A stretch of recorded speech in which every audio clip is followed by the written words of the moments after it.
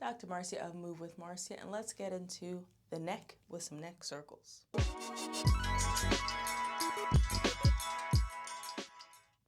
So neck circles are a great way to get in some loosening up, some active strengthening or stretching depending on how weak or tight your neck muscles are, and bringing blood flow and awareness to that area.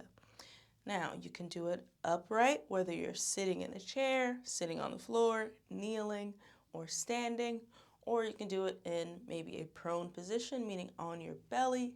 If you're literally laying flat on your belly, then you need to be hanging over like a bench or your bed, or you can do it hands and knees. So how it feels upright versus against gravity will be different. Then the option is you want to use your hands or not use your hands. So I'll show you upright first and some options, then we'll show you the other way. Now, in general, you want to make sure that you're starting off with a good, solid foundation before you even think about moving the neck. So this is nice and solid. Legs are solid. Scaps as much as you can. Squeeze them back. Open up those shoulders. And then essentially you take your chin and try to draw a circle across your chest and then around to the ceiling. So it's like you're drawing a circle right here. So dragging it, see if you can touch your chest, and then up and around. And whenever you do neck circles, you do want to do both directions. But the going backward, you don't have to do. So you do want to do both directions, but if this is just like, ooh, too much, skip it. So that means you can go shoulder to shoulder. That's fine too. Now, when I say using your hands can help and support or facilitate. So let's say I do want to play with going back, but it's uncomfortable, whether it's pain, instability, whatever, could interlace the hands and support it a little bit. So now I'm not pushing on my head, but now I can come up a little bit and not really feel like I'm falling off a cliff as I do the backward part. And of course, doing both directions, and I have a little support there. Or let's say you really want to get into the front of your neck and stretch it out. You could place your hand there, boom, boom, under the clavicle, as you do the neck circles. So once you get that pull on the muscle, you get a nice little stretch. And then maybe when you switch directions, you switch hands to the other side and do the same circle, facilitating a little extra stretch on that front neck muscle. Or you can give yourself an extra task. So I could use my hand to do movement with the neck circle. So maybe my hand is here. Of course, again, I'm solid. I'm one straight line. I'm as opened up and squeezed, locked in as I can be.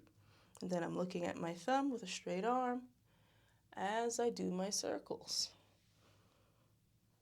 So now I'm incorporating an extra task. Now, why might I want to do this? Maybe I have some vision, not in terms of acuity, but in terms of my actual eye muscle difficulty. Maybe I've had a concussion, or I have dizziness or vertigo. I'm trying to work on head movements. Well, you can do something like that. Play around with it. So that was upright. Upright meaning kneeling, seated, standing, whatever. So let's explore the other position where you'll be fighting against gravity. This is important because you'll need to be able to do your chin tuck. So you can get away with it in sitting, doing a neck circle without really having a stable neck, but you can't get away with it as much on hands and knees. So to start, same concepts, make sure we're locked and loaded. Fingers are spread, gripping and squeezing the ground. I'm engaging my scaps. I'm not sinking down, I'm not pushing, I'm somewhere in between, solid. Same with this, it's just right, Goldilocks. Now this is where the chin tuck is important. If I'm not doing anything, I hang my head and then try to do the neck circles. At least for me, it's uncomfortable. Maybe you'll get by. Don't recommend it. Tuck that chin first, then pull that chin down to your chest and do the neck circles. Engaging that chin tuck, engaging the deep neck stabilizers as you move around. If hanging on your wrist ain't it for you, you can do it on your elbows as well. making sure that your stomach and your legs are comfortable. The same concept, tuck that chin in, and then pull it down and swing it around town.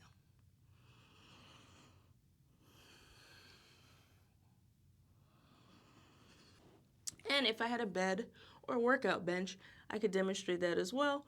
But in general, it would look like, instead of me supporting myself, I'd be hanging off the edge of something, like if this was it.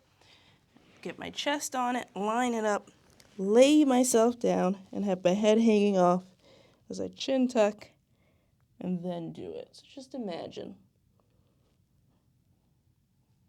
Just pretend I'm on a bed or something. And those are all the ways that you can try out doing neck circles.